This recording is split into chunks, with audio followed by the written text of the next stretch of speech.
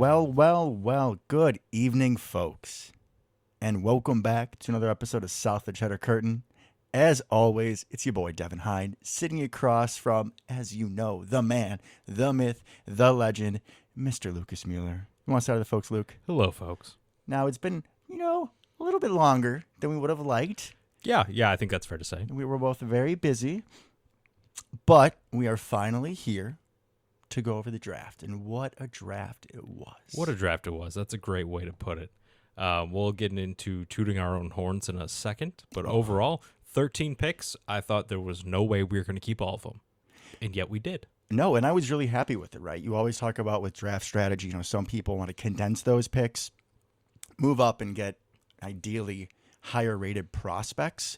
We did some moving around, but I was happy we still kept the number of picks because we took a lot of good dart throws, and I think that pretty much every guy that we drafted should make this roster. Yeah, no, I would completely agree. I don't necessarily love every pick we took, and we'll get into that. Mm-hmm. However, at this point in the growth of the team, it's a numbers game, right? We're not like full-blown rebuild, but a lot of dart throws, more chances that some of those are going to come up looking pretty. Now, Bakhtiari would be very happy with you saying the word rebuild. It's a very sensitive word around the Packer sphere. Apparently. I personally like the term reload better than rebuild. I think that's more accurate in our case. Because we're still within striking distance, most definitely. If everything goes right, we're in the playoffs. I think that right now we are at least a borderline playoff team. Totally. We'll cover all that in later episodes, Of course we will. We're not going to have another 3-month hiatus after something important. We really hope. We're working on it. Agreed. All right, so let's start breaking down these picks. And I think that, once one of us finishes our summary, whatever, we should both throw out our grade, school style, A, B, C, whatever. Okay. So you said tooting our own horns. And by golly, folks, if you remember from our mock draft, my first pick, we went to the Scotland of the Midwest, and we wrangled home Nessie, Barrington's own, Iowa's own, Devin's or Luke's own, I don't care. But Lucas Van Ness, the 6'5" edge rusher, coming 6'5". home out of Iowa. This guy is going to be, as of now, I'm going to say day one starter at outside linebacker because Rashawn Gary is probably not going to be back for the start of the season. I think that he also does offer some flexibility to potentially move inside. We saw him do that a little bit at Iowa. And all reports from training camp is that he is looking like a stud. I even heard Rashawn Gary saying, that Hercules-looking dude, he lives up to it. And it wasn't Rashawn Gary, sorry, it was Preston Smith. But still, coming from Preston, that's big. I wasn't just happy with the pick because I predicted it. I'm not that egotistical. But it did really fit a big need. I didn't think it was a reach in the slightest. I know a lot of the experts didn't love it, but I'm giving it an A. Okay, I love that. I love how confident and happy you are with that. And now my turn to toot my own horn for the first time this episode. If you go back a couple episodes to the Combine episode, who was one of the first people I mentioned? Nessie. 100%. So yeah, I've had my eye on him for a little bit as well. Like you said, 6'5", 272, big guy, nicknamed Hercules, fits the mold. I mean, he is a prototypical, for what we like anyways, outside linebacker, big, strong guy. Preston Smith, Za'Darius Smith, Rashawn Gary, he fits that mold absolutely to a T. And crazy athletic. Like you said, a lot of versatility. He played inside more when he was younger at Iowa, actually, which was interesting. That's kind of almost the opposite of what I would have assumed. You'd think he'd be a little lighter, too light to play inside when he's a freshman, but that's what they did. I'm excited for him. So I have up in front of me pulled up all of the RAS scores since we've talked about them a lot over the last couple of episodes. And you love a good RAS score. I do. And so does Goody. So it keeps us on the same page. And it has some RAS comps here for me of similar athletic profiles. Now, we're not talking play styles being the same necessarily. It's just the testing. Right, but the size, weight, speed, agility, these are some guys you can think of. Trey Hendrickson. I actually think that's a really good comp overall, too. I think the play style. I'd be pretty happy. I think I would be very happy if we got him. Preston Smith. Interesting. Look at that. Tall, lanky guy. I like that. Both of them very good motors, right? Very good motors. And obviously Preston's got that run stuffing game. Trey Hendrickson's been a beast since going to the Bengals. Love it. Ezekiel Anza, who never quite fit, or I guess he never quite lived up to his hype, but there for like a season and a half, flashed a lot in Detroit. He was a problem when we went up there. I think he sacked Rodgers at least twice in one of those games. Yep, just crazy athleticism. And then now the absolute ceiling, I feel, Jared Allen. God. Just having Jared Allen, man. Right? That would be, as much as he played with everybody we hate, team-wise, being a former Viking and Bear, but like if that's the ceiling, I'm in on the pick, right? I'm in. I think realistically, you're probably looking a little bit more Trey Hendrickson, Preston Smith area. Really good, probably not elite, but I'm going to go B+. Okay. I'm going to go B+. Not even necessarily talking about other players that were there, but I think overall, very good athlete, not outstanding production, right? He had a lot of good pressure rate in college, but not overall production. So I'm going to go B+. Very happy with the pick. Kind of had a big sigh of relief when we picked him because I was like, okay, we didn't do anything just completely off the wall. Yeah, I know people said tackle on that spot, but I just didn't Or even want tight it. end. I'm like, that's not where the value is. Like, don't draft Dalton Kincaid or, God forbid, Michael Mayer at 13. Oh, he was Notre Dame. I was going to say, don't be talking about Iowa. And then I just got my names mixed up for a So second. I was like, do not do that. So when we took Lucas Van Ness, I'm like, okay, yeah, no, this is 100% Goody. This is the super Packer pick. This is Mr. Barrington himself. If you've not seen a picture of this dude, look him up. That is the epitome of Barrington. There's like connections that I know about of like fourth degree of separation from this guy. Like I know people who's, like he's like my grandma's, somebody that lives with my grandma's chiropractor is Lucas Van Ness's dad or so, like stuff like that. So just from him being around here, that makes that fun. The only downside I see to this pick is he might be a little too hyped to be Barrington's own for us. Like we kind of like the random schmucks that then rise to being something. He's already something straight out of college. So I'm conflicted there. It's not like when I was cheering for Big Bob when he was like the 4-string tight end, or any of the random defensive linemen we've had, or the fullback that only played like 25% of snaps. Danny Vitale? Yep. Right. Oh, legend. Naperville zone. But I mean, this guy's a little highly touted to be coming out the gates already, so he's got a lot to live up to. And the own is much more your thing. I guess we're It is kind of my split, right? Because you have the whole Barrington zone, and I still, he's my Iowa guy, right? But I don't even care, man. You can go on your whole own thing. I'm just happy we got him. He's a Me hot too. guy. He's going to be a wonderful piece off the edge. It'll be really fun to see once Gary comes back how we use him and move him around, get some kind of fun psycho packages in there. Could do so much. Like I said, love the pick. So let's move on. And for Let's do it. I was gonna say the next two, but we can do the next one and then jump to the fourth pick because I want you to Okay. take the tight end package. Okay. Because you called that. That's where you are tooting your own horn, sir. I 100% did, right? I'm not gonna shy away from that. So at the second round, pick 42, we took Luke Musgrave. Great day, or a couple days to be named Luke or Lucas. Indeed, If you're a yeah, Packer we were fan, on right? a Luke train. We were, and as a fellow Luke/Lucas, very happy about this. Very happy. I identify as both, depending on which player we're talking about. Correct. Whichever one has a good game, I'm going to be a Luke or Lucas that day. That's how it's going to work. So we're talking, practically just a shade under 6'6", 250 tight end. RAS scored 9.78, right? Ran the 40 in 4.6.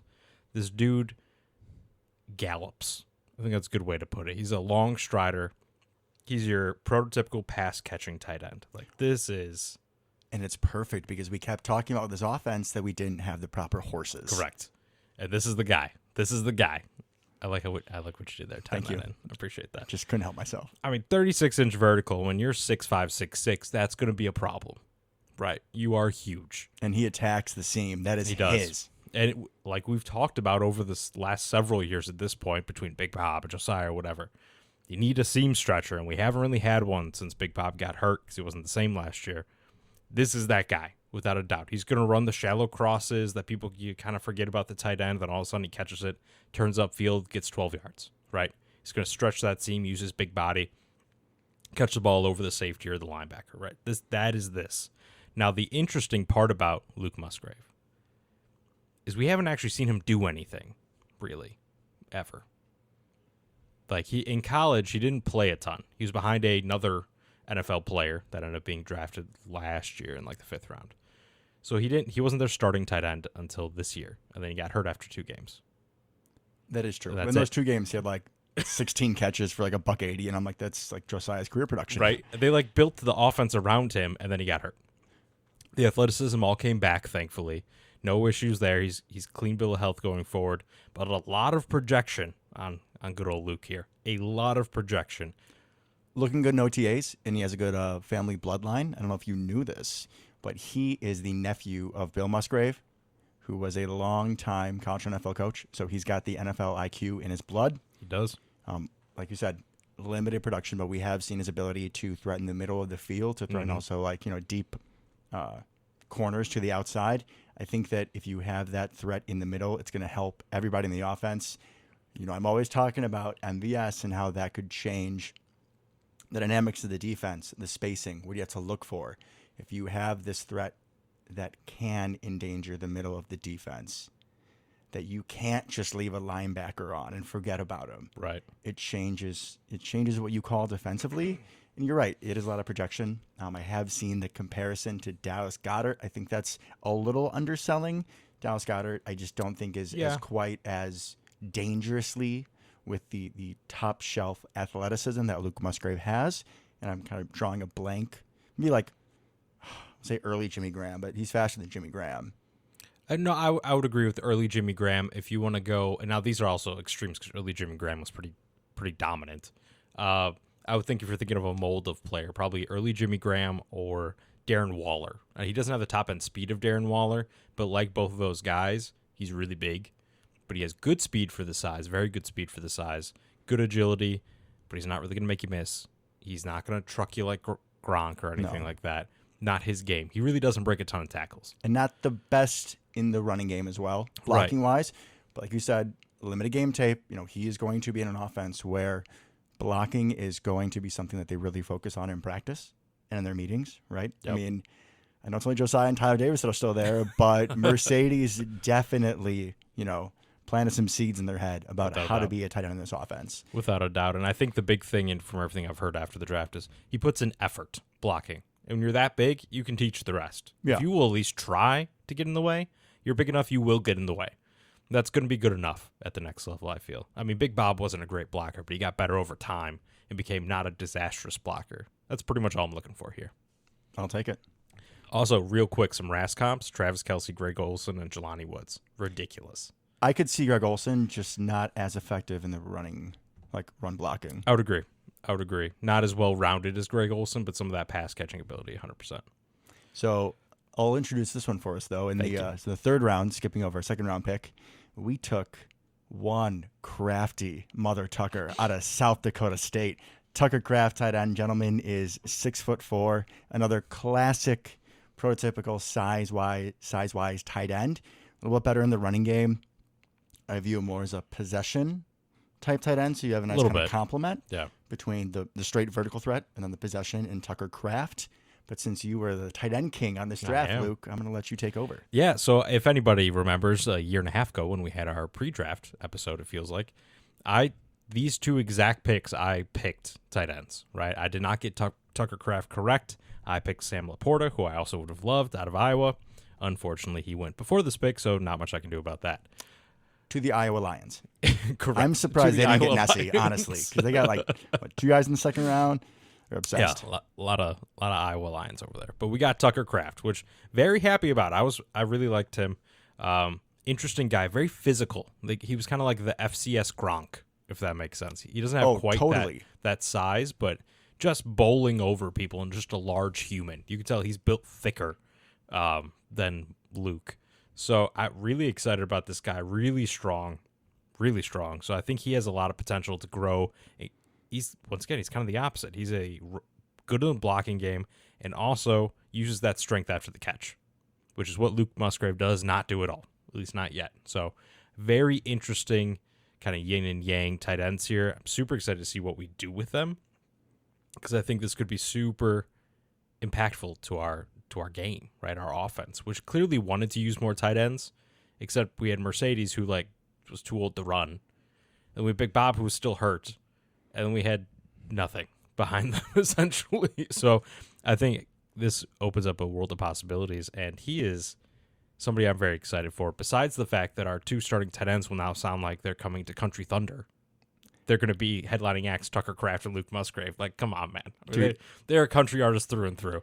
And them together, they just look like they're best friends already. They really do. The picture of them like walking in the first day. They're boys. They like day one. Like, what's up, dude? What's up, dude? All right, we're best I friends. love it. I love it. It's funny that you brought up Big Bob, or sorry, not Big Bob, Big Dog, is because I kind of think that he is just going to be a big dog with a little bit more of an upside in the passing game. He's going to be the big dog replacement. Yeah, he's a hell of a blocker.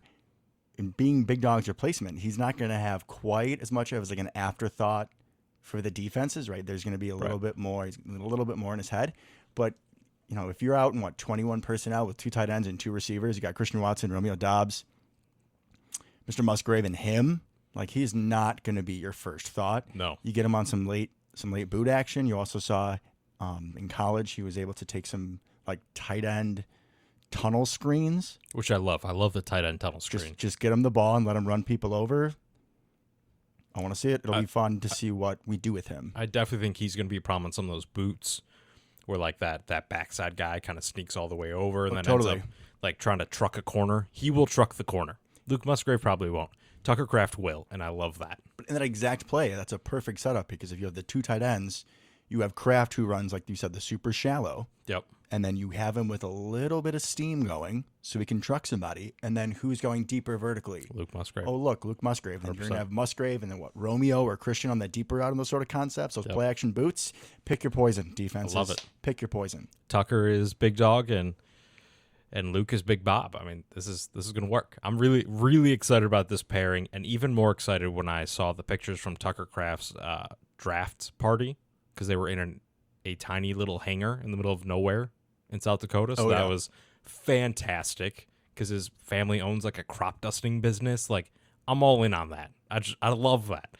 So I'm super excited. It's not like he's slow. Like, he's very athletic. RAS score of 9.68. Like, he's an comparatively athlete. though. He looks Correct. Yeah. He's not quite the long stride galloper. But he's going to be a problem in the open field. I completely agree. And before we move on to the next pick, we have to do our grades. Maybe I'm just super positive today. Yeah, we're going to do them both together. Yeah. I'm giving them both A's. I'm also going to give him both A's. I mean, obviously I have to, right? I picked Luke Musgrave there. So I hope so. But Tucker Kraft, the more that I've watched him and learned about him, I was a little bummed we didn't get Sam Laporta, but I'm really excited about it, and I think he brings a very different dynamic while still having similar size, speed as Luke Musgrave. Like they could be brothers. Like you see pictures of them and stuff. Like you said, they could totally be from the same family. I could see them going around together all the time now, which I love. But very different play styles, which excites me. So I'm really looking forward to that. I'm going to give him, I'll give him both A's. I mean, I'm going to be a little homer there, but I'm going to give him both A's. I love what we did to the tight end room. We needed change. We needed some talent, and we got some. Totally. All right, so I'll jump back to our second round pick, number 19 overall. We took Naperville's own. Jaden Reed, wide receiver out of Michigan State. Unfortunately, he did break the Luke train that we had going, but this is a very nice compliment to the offense. He is 5'11", 187, and you do see him at Michigan State playing a lot in the slot. He also proved that he can go out wide. He's definitely more quick than fast, but he's someone that I can see if we do, talking about more of that LaFleur offense, he's someone that I can see easily filling the Tyler Ervin role.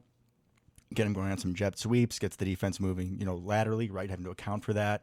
But this guy, despite his size, like if you just go and watch Jaden Reed highlights of Michigan State, there is an alarming amount of highlights of him going up on bombs one-on-one where the corner is most likely bigger than he is, and he just mosses them.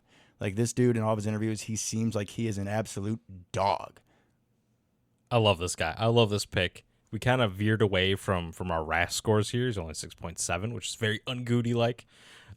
Basically a peasant. Right? He's basically us out there at that point. But he is such an interesting prospect. I mean, a lot of people, when we made the pick, kind of felt we reached on him. But the more I've dug into him, because I didn't do a ton on him. He was kind of outside my top 10 wide receivers, so I didn't really go too deep into him originally. But I love this guy. You're right. He plays outside. Played outside most of the time at Michigan State. And straight mossing guys. And some of his best games came against Illinois, whose entire secondary got drafted I was in going to say, highly. he jumped Oliver Witherspoon, Witherspoon was a first round He pick, beat wasn't their he? safeties of high one. Yeah, Devin Witherspoon went, like 6 to the Seahawks? Yeah. I mean, he beat both their corners, like both their safety. He beat everybody in that secondary, and they're all high-level NFL talent. Incredible. Incredible that someone at his size has that kind of persistence and dog mentality, and it isn't just a slot guy. And I don't follow Michigan State super well, but to my knowledge, they didn't have any other really studs on offense. So you're playing a team like Illinois. He's it. That's who you cue in on. Like that team, like you said, you got good corners, good safeties, and they still couldn't stop him. And he's not going to be the number one threat in our offense. Nope. No, sir. And he had a terrible, terrible quarterback in Michigan State. They were awful. He also brings a lot of punt return ability. I was just going to say that. That's going to be a is nice plus awesome. side. Yeah. Because we always talk about the return game. We're like, oh, we're great at the return game now that we got our man Keyshawn. Well, Keyshawn isn't the punt returner. He wasn't pretty much all of last year. No, sir. He's our kick returner. Now you have Jaden Reed back there who's, I'm not going to say he's as dangerous as Keyshawn is on kicks, but you have somebody that's competent and has several punt return touchdowns in college back there. That is awesome, especially as he starts working his way into the fold on offense. So many things you can do with him, especially that he has that ability to play outside. And for someone his size, that's ridiculous. Absolutely ridiculous that he can physically go up against people on the outside and run that route tree and isn't just kind of what we wanted Amari Rodgers to be, right? I was thinking this reminds me kind of the Amari pick, except he is not going to be anything Nothing Amari like him. Rodgers. Nope. And he's even like Cobb didn't play outside ever. He didn't play outside in college. I mean, that's not his thing. He's obviously much closer to Cobb than Amari, but that's why I love this guy so much. I mean, he can do it all, and that gives me hope for him going across the middle, that he's going to make those contested catches. Oh, he's going to challenge it. He's like, listen, 100%. Mr. 6'3" safety. Like, I'll take you for a ride. Which I'm not I scared of you. love. I absolutely love. Love. And I know that's something that the Packers have talked about, and Goody brought it up in some press conferences, is they look for people with return ability to play their skill positions, even if they have no intention of ever putting them back there. Because to them, that means they have run after the catch ability. And They have vision. They have vision. Maybe they can break a tackle here or there. They got a little wiggle. Love it. And given your intro, you may think, oh, this guy's, kind of not very fast, right? Amari Rodgers wasn't very fast. He ran a 4.45 and apparently had an eye infection at the combine. Aye, bro. He's got wheels too. God, Devin. I mean, he's got wheels. So, he's not Christian Watson fast, but he's not slow. So I'm super excited about Jaden Reed. I think what we've done and what we will continue to talk about is completely rework this offensive skill position group outside of running backs, which is super exciting to see all this young talent. Totally. And as someone who I said earlier is much quicker than fast, this is a guy that can separate on those shorter routes. So that'll be a nice option for Jordan Love. If defenses are trying to take away Christian Watson with double coverage and whatnot, he should have opportunities, whether he's in the slot or if he's outside. I love it. I'm super excited about him to see what he can bring, especially with that mentality. To the fourth round we go. There we go. Took Colby Wooden out of Auburn. Some people call him an outside linebacker. Some people call him a defensive end. It seems to me like he's going to be a defensive end for us. Yeah, for sure. He's 6'4". He's 273. I believe this is one of those guys that had a much better year, not his last year, but his second to last year. Actually, his freshman year. His freshman year. People thought he was going to be a top 10 pick after his freshman year. He destroyed the SEC as a freshman. So kind of peeled off a little bit, but his last year at Auburn, he still had 11.5 tackles for loss, 6 sacks, and even 3 pass breakups. So he's someone who has a good football IQ, knows to put his hands up. NFL comp from Lance Zierlein was Tyrone Crawford. I think that's a little underwhelming. It's rotational. Rotational I mean, in guy the fourth for the round. Cowboys. This is someone that I see we would ideally like to have as a sub, like for Dean Lowry, in that kind of like the second round of defensive tackles. That's where it'll start. We got like 2 or 3 guys. Yeah. We'll see. I mean, he's definitely a little bit lighter. He's explosive, and he can beat you with a little bit of speed. I don't think he's going to hold up super well in the running game. If you only have a couple guys down there, I agree. You need bigger bodies, and we'll get to the other one later. But we took a couple of these defensive linemen who are definitely a little lighter. They can shoot gaps, but if you need them to like hold an edge on a stretch or something, I don't know. But does have good upside as a rotational pass rusher, definitely. Which is interesting. I mean, he weighs the same as Hercules, as Lucas Van Ness, which is not what you would expect. But he's going to play defensive end for us. They have him listed as defensive tackle, but for us, that's defensive end. I imagine with Devontae Wyatt now hopefully getting Jerron Reed snaps, he'll probably get the Wyatt role, something like that. Yeah. Got a rotational guy coming for pass rush situations, just push the pocket. Just want to touch on that Auburn thing for a second. Auburn had a lot of players in the last couple of years that came out the gates firing on all cylinders. Like Tank Bigsby was another one. Ran through the SEC at running back. Ran through them as a true freshman. And then did nothing afterwards. So I kind of call into question a little bit Auburn's development at this point because they've been pretty bad the last couple of years, at least for them. And they had a lot of talent come in over the last 3-4 years, and pretty much none of them got better. So hopefully with some coaching, and he's going to have to bulk up a little bit. I'd want to see him at least like 290, I would think at some point. May take a year or two to get there, but I think with some better coaching, he could definitely be a good rotational piece. And out of the fourth round, that's what you're looking for. Totally. Oh, we forgot to I was rate just going to say Reed. we forgot to rate. Mr. Reed, I'll go A-. So I'm not giving everybody an A, but I did like the pick. Okay. I'll go B. I'm very excited about him, but I still liked a lot of people that were on the board there. And he was not my highest rated wide receiver left. So but that's okay. After looking into him more, I feel it. I get it. I'm happy with it. With Wooden, I'd go like B-. We needed to draft just bodies for that defensive line. I don't mean bodies like we talk about Dean Lowry and Tyler Lancaster. We needed other people because we only had, Kenny Clark, Wyatt, Slayton, and then Mr. Ford, who didn't see the field at all last year. So we needed more people. And I would have liked us to get bigger bodies, for that rotation. But we'll see. Like I said, maybe with some proper development, he can just be kind of a freak, a little lighter weight, lighter box, lighter frame. We'll see how things turn out. We'll see how he develops.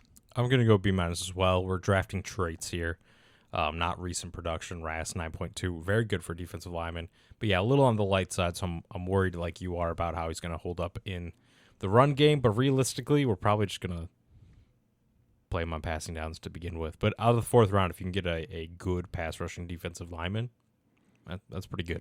You'll take that. For sure. All right. Round 5, pick 14. I guess that we probably knew at this point that we were going to get rid of Mercedes Lewis. Like, all right, what can we do to replace him? And for that, we went to Penn State and we took quarterback Sean Clifford, who is already nicknamed by yours truly the Big Red Dog, although he doesn't have red hair. Just, the childhood show, right? We all saw that. Yes, yes. I know. Appreciate you. I know what Clifford is. I mean, 6'2", so not that big. Gentleman is definitely more of a scrambler than a pocket quarterback.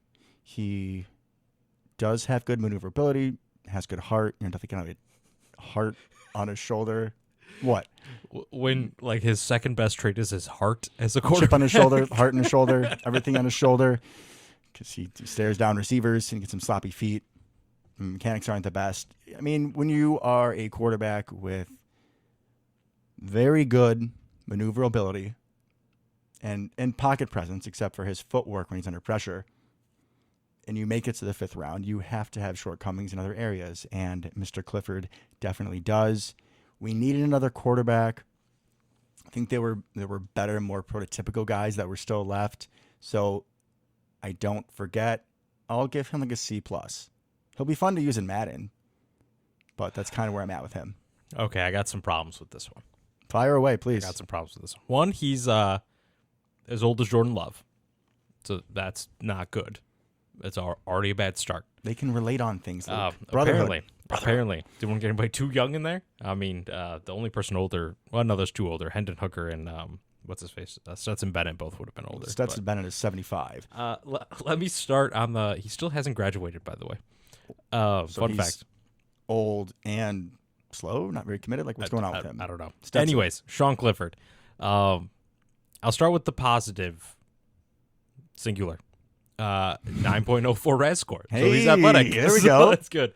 No, but I will point out that I talked about quarterback size, I believe, in the last draft, the last episode we had. And kind of we take quarterbacks 6'2 to 6'4, like 210 to 220, whatever it is. That's our prototypical size. Sean Clifford's the same size as Aaron was coming out, almost exactly. So he's our prototypical size. Jordan Love's kind of the high end. We don't draft tall quarterbacks. We just don't. Brett Hundley was pretty tall, wasn't he? He was 6'4".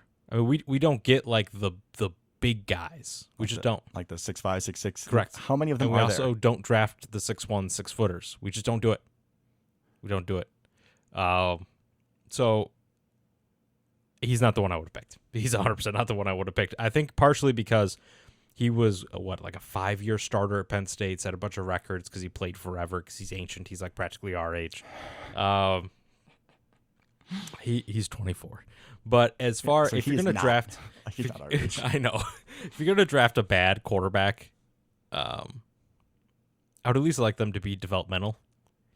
And I think he's probably too old and has played too much to truly be developmental. Now we have the quarterback whisperer in Tom Clements, so if anyone's going to do it, it's going to be him. There's a little bit of hope there. There's some hope there. But he doesn't have a huge arm. His accuracy's not great. Decision making's not great. Those are three just slightly important things at the quarterback position. Right. As you touched on, kind of the feel, not great. He's gritty, you know. He is. He's That's a- another way of saying he's got a good heart. Chip on his shoulder. We can just keep on saying the He's same thing. He's a lunch pail. Blue collar, real team guy, team player, comes to work, Coach's son. shows up on time. Real good football IQ. Yeah. So I will say, actually, here's not a bad maybe comp. His top RAS comp is CJ Beathard. That may be his like ceiling is CJ Beathard, which not terrible. I mean, realistically, if he turned into CJ Beathard as a 5th round pick, that's not bad, right? He was a serviceable backup. One of the best quarterbacks Iowa has ever had, which unfortunately I says guess technically something. Sean Clifford is for Penn State. I guess Yeah, he's from Penn State. What do you mean technically? no, but I guess technically one of the best quarterbacks they've ever had. Well, Christian Hackenberg takes offense. So as long as he doesn't turn to Christian Hackenberg. Matt we're McGloin. okay. God, some real winners there. Right. So not great. I mean, just really, there's not much for me to hang my hat on with Sean Clifford outside of he's a winner. He You know? might be fun to watch in the preseason, though. He might be, but not the same way Danny Etling is pulling read options and going 50 yards on the sideline. You know what I mean? Like he's not that kind of quarterback. He's like a scrambler, but he's not a runner. So I think personally, man, I'm going to give this maybe a D+. I mean, maybe a D+. That's me being generous. I think I would have taken, if you're going to take a quarterback like this at this position in the draft, and I will say there was just a run on quarterbacks before we took him, where like all the guys we would have been happier with went for the most part. All the guys I kind of had my eye on had just come off the board within half a round. So I get what Goody was saying when he said, like, okay, this was the last like draftable guy on our boards. We were going to take him. I get it. I just don't agree at all. I would have taken Max Duggan, whatever his last name is, out of Yeah. TCU, because I think he's very raw. He has something that it hasn't been talked about a ton, but he has something that Josh Allen had, and that was a lack of like high school prep type of thing. And what I mean by that is Josh Allen was like from nowhere, essentially. Right. But he didn't do like the quarterback 7-on-7 circuits and going to the Elite 8, Elite 11, whatever it's called, camps. He didn't do all that. Right. He just kind of like played football during football season. So you knew that there was a lot of untapped potential there. Right. You may or may not ever get it. And most of the time you don't. But this guy hasn't been put through the amount of reps and the experience and the training and the practice that most quarterbacks have. And the same is true with Max out of TCU. He did a kind of very similar path where this wasn't his entire life since he was 12, right? So he hasn't been doing footwork drills for a decade already, like a lot of these other draftees. Things like that where it's like you can see untapped potential there. And he has a better arm. Yeah, I don't know, man. That's why I would have taken it. I don't love this Sean Clifford. I think D+ is probably being generous for me. Obviously, I'll root for the guy.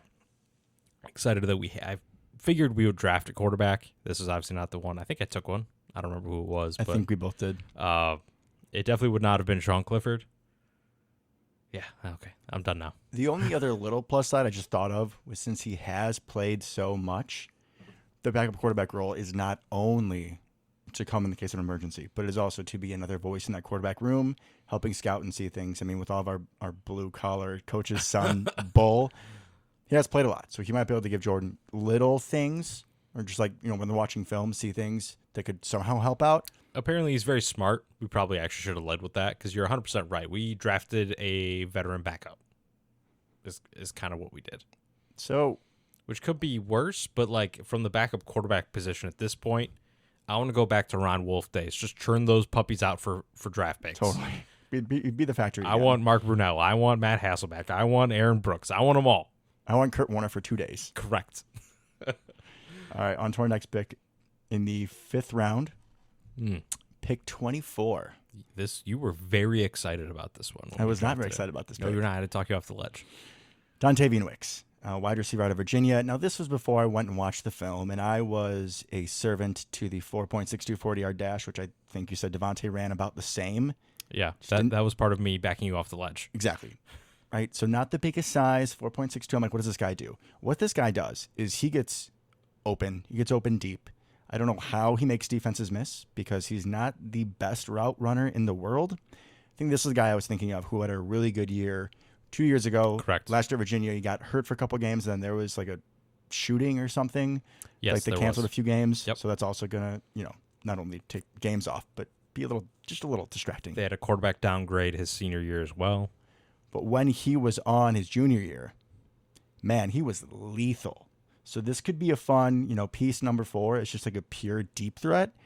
Again, I'm not quite sure how you get that open when you're not that fast and you're not a great route runner. But in this offense, when you have all these other pieces, maybe he can sort of slither his way to a back zone corner that was vacated because somebody was running with Mr. Musgrave or Mr. Watson or Mr. Toure or Mr. Josiah because he's going to come out this year.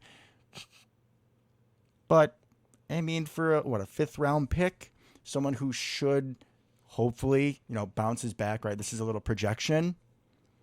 I will give it a B. Okay.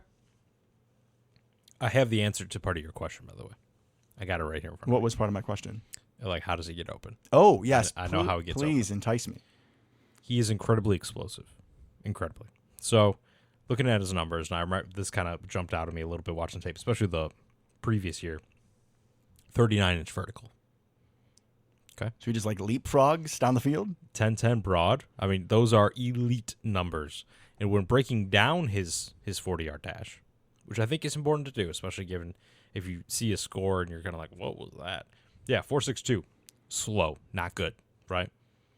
But he has an elite 10-yard split. So all that separation's happening immediately off the line. And he doesn't have a great release package, to kind of get off the line and get around corners, who, by the way, just a little callback, Jaden Reed 100% does. He has fantastic releases, so forgot to bring that up. But Dontavian Wicks, very explosive, can create separation in a hurry, but he doesn't have the quite deep, long speed to continue outrunning people. But, within 10, 20 yards, he can 100% get past you. Cut and go, right? Because that short area speed is incredible. So, I don't mean this quite how it sounds, but think of Devontae, right? Like, how does Devontae get open deep? He's not fast, right? He beats you off the line and within those first 10 yards. Change of direction, all that jazz. Yep. He also has an elite 10-yard split. Like, all of his separation comes immediately. Dontavian Wicks is the same. And he also has that jumping ability to go up and moss you. Strong guy. Pretty good size, 6'1", 206. So, strength and explosion. He doesn't have the release package yet, but I think he can get there. He's also a guy, they played Illinois in 2021, and he torched him. So, he has done it against quality secondaries. So, I'm super excited about this guy. Actually, the more I dove into him, I'm like, man, this could be a steal. It really could be. I'm going to go A-. I really like Dontavian Wicks. I think he could add something different to our receiving core, which is what I love so far about this draft. Everybody's different, right? We're adding little bits of this and little bits of that. It's not like that year where we drafted kind of the same receiver 3 times, and MVS was the best one, right? Of course he was. And the other 2 were just kind of worse versions of him, more or less, right? These guys all bring something different to the table. They could find their way onto the field for specific packages, for specific plays, much earlier. I feel it'll help that log jam we have going of just a bunch of young guys out there catching the football. So I'm really excited about him. I think he has incredible potential if he can kind of find what he lost this last year in college. And yeah, there's a bunch of stuff going on. Bad quarterback, a lot of stuff on campus. Sky's the limit for this guy. Really, really high potential. I love this guy. Your grade, sir? We've been terrible about I said this. A-. Oh, did you? Okay, my bad. I was too busy thinking about how NFL.com has our next pick in the 6th round. Pick number 2, Carl Brooks, listed as a linebacker, which just baffles me. This guy, I love this guy. He's like a defensive tackle. This guy's hilarious. Defensive end. So he is a 6'3", 303 pound. I'm going to call him defensive tackle. Linebacker. Defensive tackle. Linebacker. What are you saying? We're going to put him at outside linebacker? No, but that was his best position. He literally played stand-up outside linebacker and just destroyed the MAC. But I feel like he played stand-up like through the C gap, though. Oh, yeah. No, like, I know. Just like but right through centers. This guy makes no sense. I'm a huge Carl Brooks fan, but his game, I don't understand it at all. We're listing him everywhere else when we're talking about, different Packer press conferences and whatnot. Hearing about him as an interior defensive lineman. This dude wins with a quick step.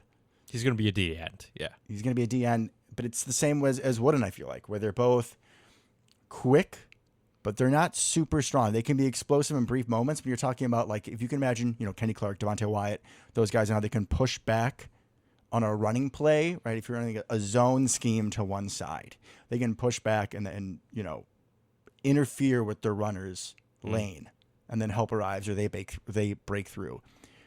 Carl Brooks, I'm just not seeing it. He might be a fun piece to throw in on pass rush situations.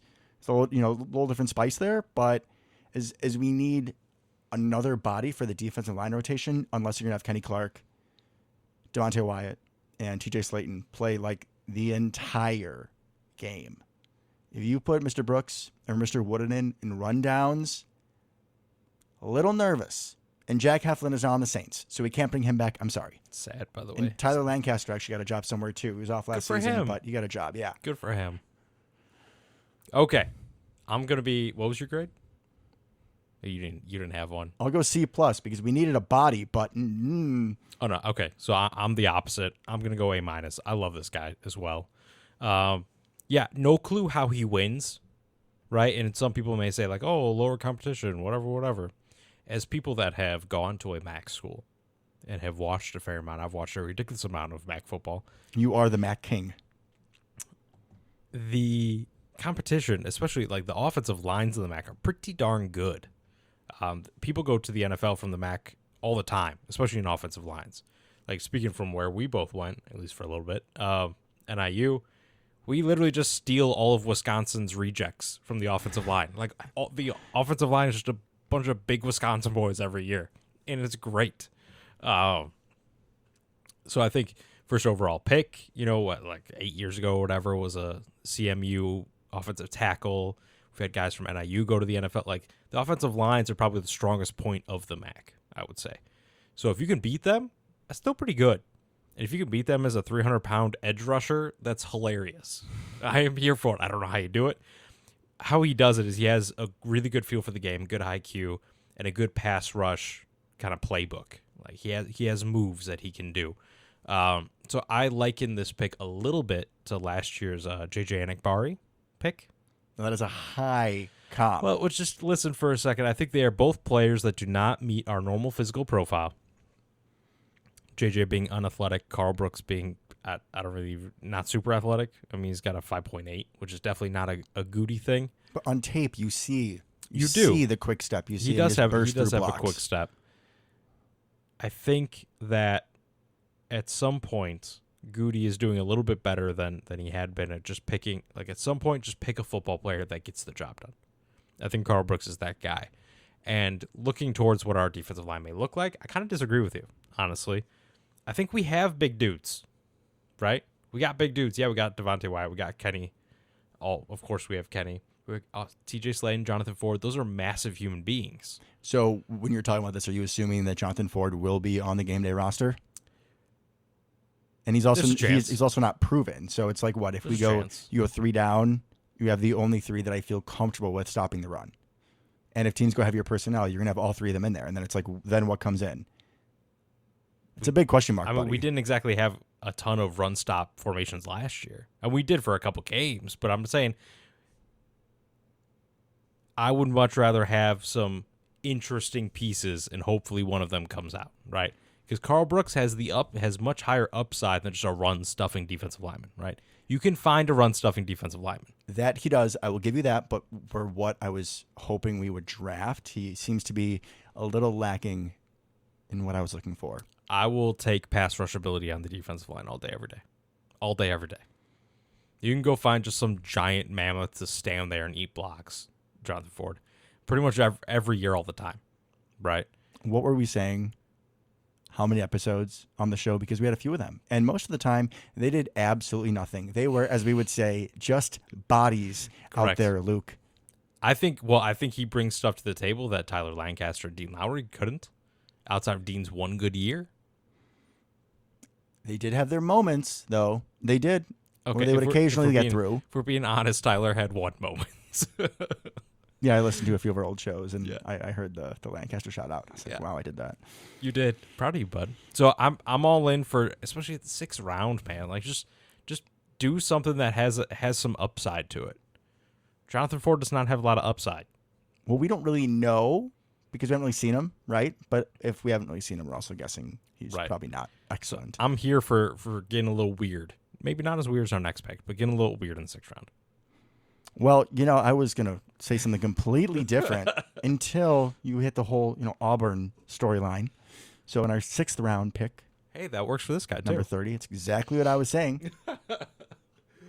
Anders Carlson, kicker out of Auburn, 6'5", brother of Daniel Carlson, who is a kicker for the Raiders. And I think Raiders. Other teams, or just the Raiders? He was on the Vikings, then he missed a kick against us and got cut the next day. Sucks to suck. He sucked on the Vikings and became amazing on the Raiders. He did it for his brother. But why do you think he became amazing on the Raiders? Was there some coach that was there on the special teams, Luke? Man, I think our buddy Rich might have been Was there. it Rich Biscottia, as I I called think him? it was. And now he's our special teams coach. He and, is. and those Auburn guys apparently don't develop very well. They don't. And I honestly wasn't even thinking about that. Look at that. So he's a kicker.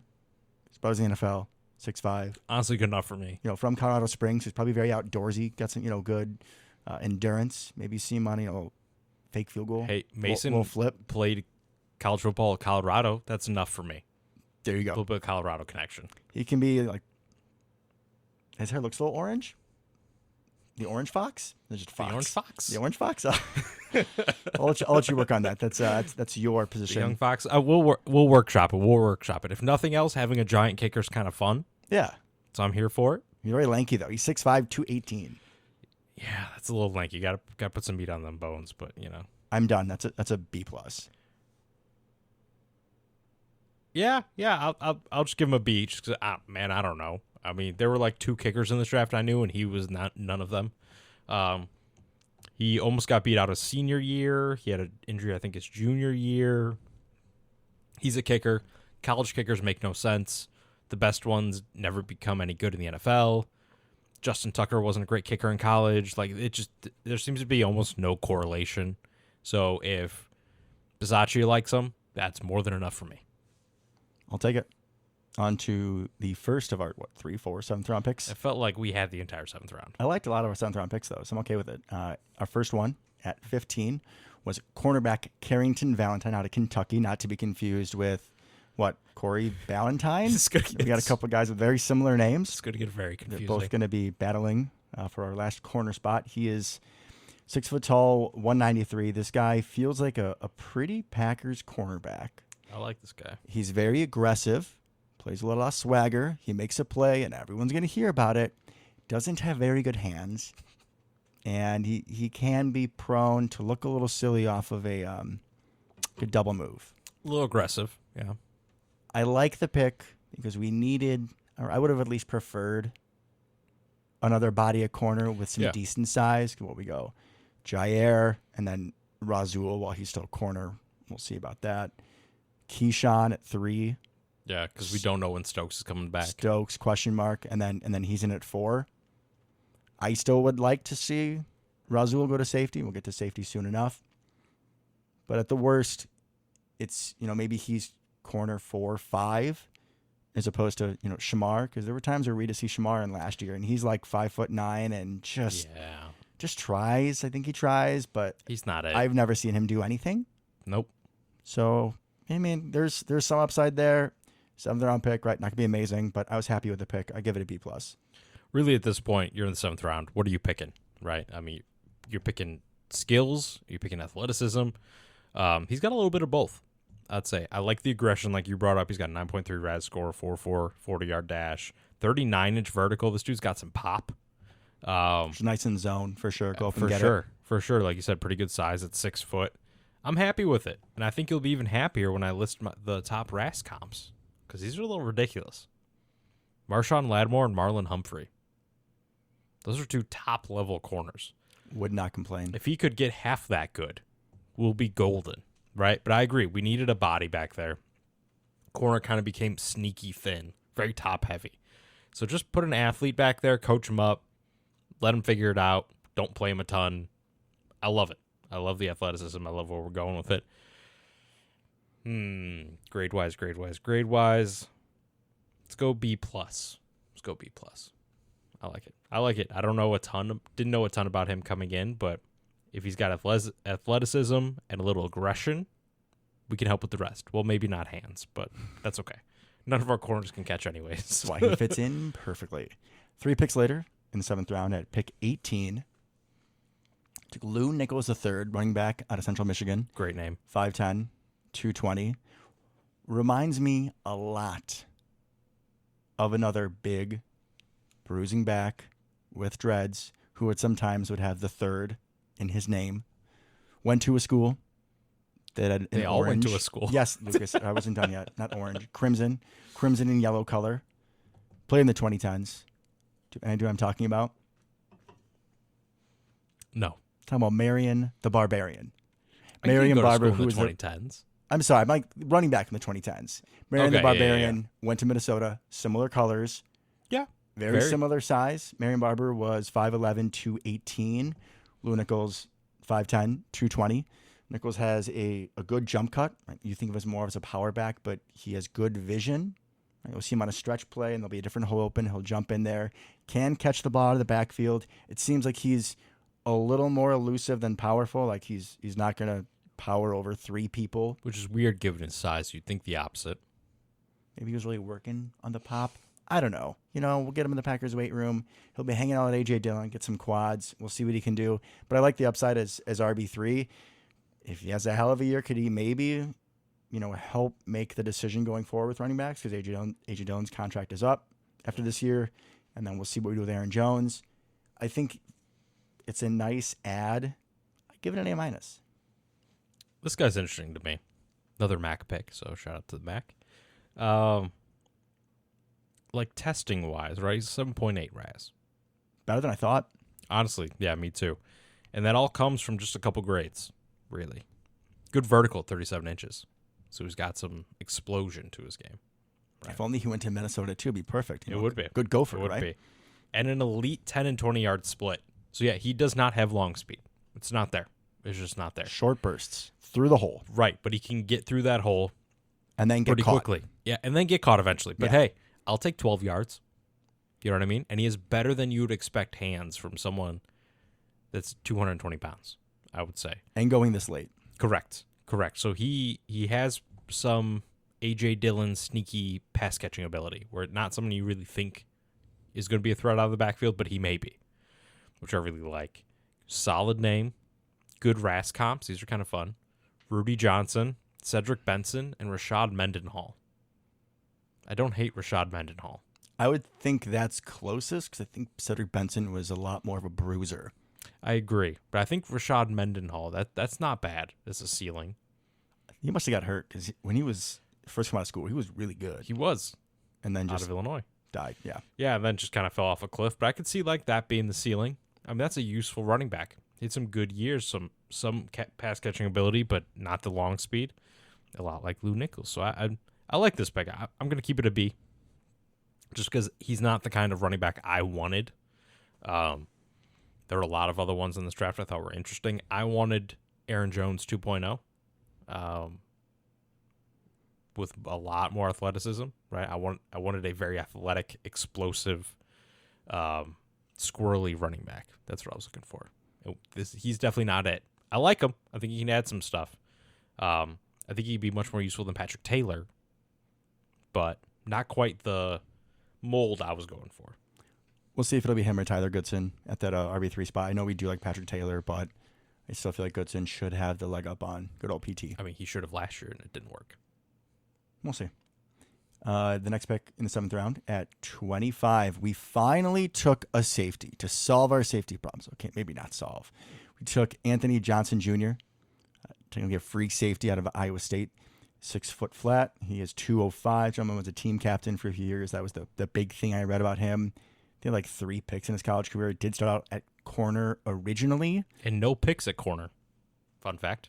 So he has should have some ball skills, some of those, corner quickness. I don't know. This is kind of like a throw in the dart. We're going to get in the safety room probably after we finish up our draft coverage real quick. But, I mean, it's something, right? See what he can do. That's kind of all I got. I mean, I'll give it a B just because I wanted us to take at least one.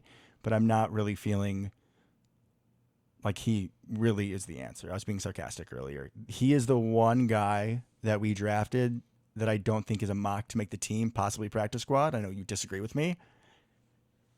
Yeah. I disagree vehemently. I really like Anthony Johnson a lot. Not only does he have a great name, shout out to Anthony Johnson, but he has a lot of elite athleticism to him. Elite broad, elite vertical, elite 10-yard, elite 20-yard. Like, he's got some of that corner athleticism comes through.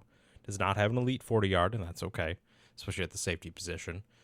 Yeah, played 3 years at corner and then transitioned to safety because the coaches felt he had the best chance to go pro at safety.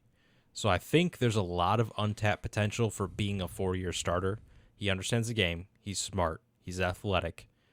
Chris Collinsworth, who cares what Chris Collinsworth thinks NFL draft-wise, but he had him in the first round. Like, no one had him going this late. I think he could be starting halfway through the year, I think, or starting free safety. I'm pretty high on Anthony Johnson. I mean, he knows what he's doing back there. He's pretty sound. He's got enough athleticism to kind of take care of the back end, I feel. He's got decent size. Like, I really like this pick. I'm going A. If in case you couldn't tell, definitely going to be higher than Devin. But he has a ton of potential, and kind of the opposite of Sean Clifford, I think, who played a ton but doesn't have a lot of untapped potential. This guy does. He's still learning safety. So every day in practice is going to be a learning moment for him. And as long as he doesn't take the Darnell Savage route of development, I think we'll be okay. That's not going to be a path that is well-traveled, I hope. No. But I really think he could be it, man. I mean, I'm not going to say he's like week 1 starter or whatever, but I think he could be. I think he starts before the end of the year legitimately, not due to injury. Like, I think he could be a safety, a starting safety. I'm not going to say we got Ed Reed back here or Earl Thomas or something. But hopefully not the doctor. Some RAS comps. You and your RAS scores. Major Wright and Louis Delmas. Wait, Louis Delmas is fine. That's fine. I'm fine with that. That would be fine. But I'm saying, like, if he can get to fine as a 7th round pick, I mean, we should be ecstatic. I see what you're saying. So I love this guy. I liked what I saw on tape. Loved what the coaches said about the kid. I'm excited about him. I think he's going to come in, work his butt off, learn the safety position, and then take it over pretty quickly. We'll see. Time will tell. I hope you're right. I really do. I hope so too, man. On to our last pick of the draft, which was, upon doing some research, one of my absolute favorites. This was a lot of people like this one. 7th round, pick 39. So he was a comp pick. Well, there's only 32 picks in each round except for the 7th round with comp picks. Pick 39. 6'2" wide receiver Grant Dubose. Steve Smith, who was one of my all-time favorite non-Packer receivers. Dude wasn't big. Dude wasn't super fast. just technically sound and the heart of a dog. He pounds the table for Grant Dubose. This guy has very good setup. You're talking about, Devontae and some of our better receivers set up at the line of scrimmage to get off of press coverage. He's very violent with his hands. He is exceptional in the 50-50 ball. His catch radius is much greater than his 6'2" frame should allow. He's someone who also is very violent after the catch. He doesn't just catch it and going down. He's not Big Bob. He's going to catch it. That hurt. And he's going to run. I'm really excited for his upside, and I think he definitely should make this team, even if he is our last pick. I'm really excited to see what he can do in the preseason. Big physical target, a good safety blanket for Jordan Love, and then for Sean Clifford when he throws his really crappy passes off a poor platform. Oh, God. I love it. I love Grant Dubose. I think he's going to be a dude. He's going to be one of the boys, if you get what I'm saying. Oh, no. A++. A++. Oh, man, I'm not going to go that high, but I do like him.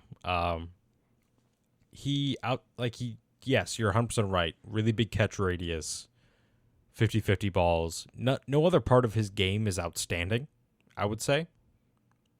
But he just makes plays. He just gets the job done, right? He's not blazing fast, but he'll beat you deep, right? Kind of like Steve Smith. He doesn't have crazy vertical. He's not giant, but he'll moss you, right? He's got strong hands. Kind of like Steve Smith. Steve Smith was 5'9", a little different. But one dog recognizes another dog. But I think I agree. I think him and Jaden Reed are definitely dogs, 100%. I think Dontavian Wicks got some of that in him too. So I think he's going to be kind of probably a developmental guy coming out of Charlotte. I just talked about the MAC a bunch, but Charlotte, that's a couple tiers lower, right? So I'm super interested to see what he does in the preseason. I think that's going to tell us a lot. Is he ready for this? Is it just because he was playing against like you and me out there type of thing? We're going to find out. But yeah, I think he can do pretty much everything, right? Which is what kind of excites me about him. He's not a burner, but he's got enough speed, I would say. And he's got a good frame. Like you said, very big catch radius. I'm interested to see how this guy turns out. Very interested. I know a lot of people were talking about him being an absolute steal because they love what this guy put on tape. And I would agree. I think he's got a ton of potential, an absolute ton of potential. I don't know how we're going to get the ball to all these people because it feels like after years of not having enough playmakers, we're at least going to talk ourselves into having way too many, right? Because we're going to think all these guys are studs. And like by the numbers, they can't all be studs. But it'll be really interesting to see kind of what role he can carve out for himself, I think. I imagine he probably comes in as Romeo's backup, probably plays that position, I would think, personally. But who knows? Let's see and let's find out. I'm excited for him. I'm going to go B+. B+. He wears 14. He's got that frame. Super light DK, but that's my comp. Okay, top brass comp. I think this is a good one. Devontae Parker. I don't hate that. I really don't. That would be that. Exceptional if he was Devontae Parker. I can see that, right? Like not hurt all the time, preferably. Hopefully not. But like Devontae Parker's a pretty good wide receiver, and like he's not awesome at really anything, right? But he gets the job done. Totally. And Devontae Parker for most of his career had to be the number one guy. In Miami and on bad teams. And like in the Patriots too, when he was healthy. But still, yeah, I mean, for us, if he is, target 7 in the offense, 8 in the offense. Yeah, I'm happy about that. We'll see what he can do for sure. Happy about that. So that finishes up our draft recap. A few other news and notes regarding the roster. I don't know if by the time of our last recording we had signed safety Tarvarius Moore. I think he's like 6'2", free safety from the 49ers. Started for a season. Fine. I think I said before the show, somewhere like 20 to 30th ranked safety when he played. So fine. And then we did a pretty similar thing in picking up Jonathan Owens. AKA Mr. Simone Biles. Correct. Married to Simone Biles. So that's exciting. So we're seeing her in all of these off-season activity pictures. I think she raced Christian Watson. Which is hilarious. And she had Christian for a little bit there. She had great elite 10-yard split. Elite. He said he slipped. I was like, dude, just accept your loss, Christian. It's fine. I mean, he won, thankfully, but I mean, Mason Crosby's wife was reaching out to her, going to tell her about like where to go, good shops, good food, like exciting times. have so, Simone in Green Bay. so sweet and so just like glass half full, because obviously Mason's not going to be back. Correct. So just still, being a member of that community, good job, Mrs. Silver Fox. 100%. love that. I don't know her name, but Mrs. Silver Fox is perfect. But back to Owens, the player. He's like 5'11", 6 foot. He was the starting free safety for the Texans. Again, fine player. I think he had like 2 picks last year. So now we just have this really... I will say something about Jonathan Owens. Please do. Apparently, when someone with the ball came towards him, they fell down. Super solid tackler. Oh, I did see that. Not great in pass coverage, but super solid. Maybe he's a little bit of a step in for Adrian Amos. Maybe, similar type thing going on there, where he's steady. Yeah, not very flashy, but steady. A little smaller than I would like for my strong safety. That's where we're putting him. We just have this hodgepodge now between Darnell Savage at safety, which I still don't think is his best position. He's probably still going to be some sort of slot star situation. I wish that was the case and that we'd move Rasul to safety, but it doesn't sound like we're doing that. Doesn't sound like it. So you have him. You have, Ennis Gaines is still around. You have Dallin, leave it alone, leave him on the bench. Tavarius Moore, Mr. Anthony Johnson here. Jonathan Owens. I mean, it's just, and Rudy Ford. So between Rudy Ford, Owens, and Travis Moore, you have these guys that are, safeties ranked in the 20s. So far, Rudy Ford's getting the number 1 start next to Savage. I like half of that. Right. And maybe this means that if we are going to leave Rasul at corner, and if Keyshawn does play more in the slot, maybe then, as opposed to where we're going so many 3 safety sets, we only go to 2, and so we have another corner. So you go, more dime, technically. Mm-hmm. Maybe you go with the 4-down rushers. Maybe you put Kenny and then Carl Brooks or Mr. Wood, and one of those guys that you like that I'm kind of about. Although in that passing situation, I'd feel better. Yeah, that's what I'm saying. That's what I feel better about. So maybe then you put wide in on running downs and switch. Yeah, maybe. We'll see. But those are our big free agent acquisitions, unless I was missing somebody. I know we got a new long snapper. Yep.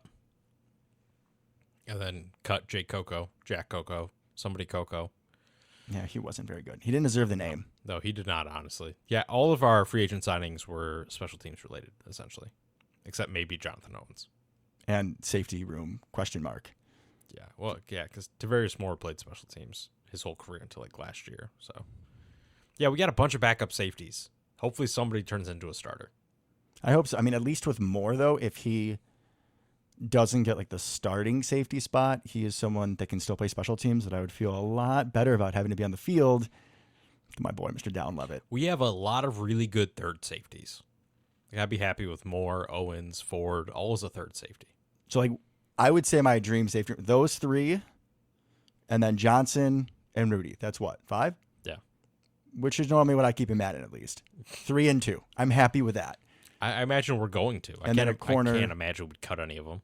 Jair, Stokes when he's back. So then maybe Valentine. I'm confused. The one we drafted. That Valentine, Nixon, and Stokes when he's back. Valentine, right? No, Valentine's the old one. Valentine. This one's Valentine. God, they need to cut the other one real quick. You can move Ennis Gaines to corner if you want. After I talk shit in the Miami game, he did something. Oh. Keandre Thomas. Oh, what? There was one thing, right? We had a move. We had a safety move to linebacker. You see that? Oh, yeah, which honestly kind of saddened me a little bit because I like the 4 linebackers that we have. I guess I'd be okay with us losing Eric Wilson because you have Devondre and then Quay, Isaiah McStuffy, and Eric Wilson. And I know Tariq Carpenter looked really good in special teams, so they're trying to move him to linebackers. It just seemed like at safety he wasn't really making it work. And to be fair, in person, he was a monster compared to the rest of the safeties. Jacked, right? And way taller. 6'3". Yeah, he looked like a man amongst boys compared to the rest of the safety room. So no surprise there for me.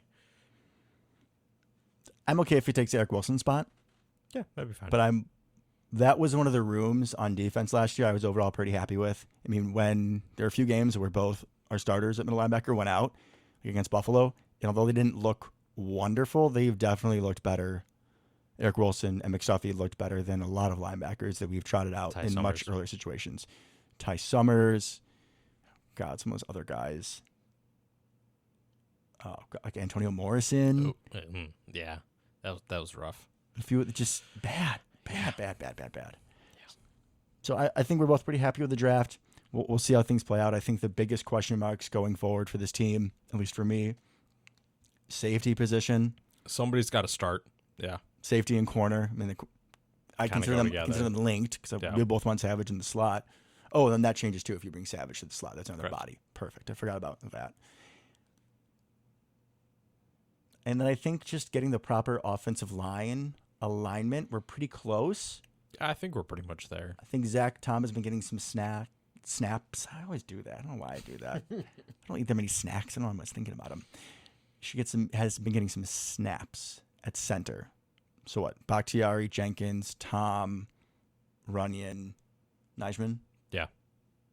I think I that's, feel good about it. that's the best set. I feel good about it. And if anything happens, you put Myers back in center and Tom can go literally anywhere you need him to. Yeah, I feel good about that. And I think the rest of the positions are pretty well set. The only other one I'd kind of keep my eye on is outside linebacker. We drafted that kid out of Florida who had some off the field issues, but was supposed to be like a top first, second round pick before he did. Maybe he could get like that edge rusher 4-5 spot as opposed to be. like Jonathan Garvin, I'd be happy those with kind that. of people. I think the position group I'm really looking forward to is wide receiver. Because, yeah, we got Christian. Even Romeo is a little bit of a question mark. And then what? Like, there's just a bunch of rookies and second-year guys. Like, somebody's going to take 3 and 4. The disrespect. Have you listened to any Matt LaFleur's press conferences? Samari Toure comes up every other word. Single Yeah. time, sir. Yeah. Show. But I want to some see it. respect. I wanna see it. You're going to see it. Is When Samari going to end up jumping Romeo? Like, I he's don't even gonna know be at this receiver point. 3. I don't even know at this point. I mean, Like this is you kept saying last year you can put Christian Watson in the slot. You can move these guys around. Samari Toure will be 3 or 3-4. He is going to be a significant piece on this offense. I hope so. I liked him last year. He was great last year. That touchdown in Buffalo, one of my favorite plays awesome. of the season. And just Good against Detroit, I believe, as well. it was like a veteran play from a Yep. rookie. Just seeing where the defense is, going to the open hole.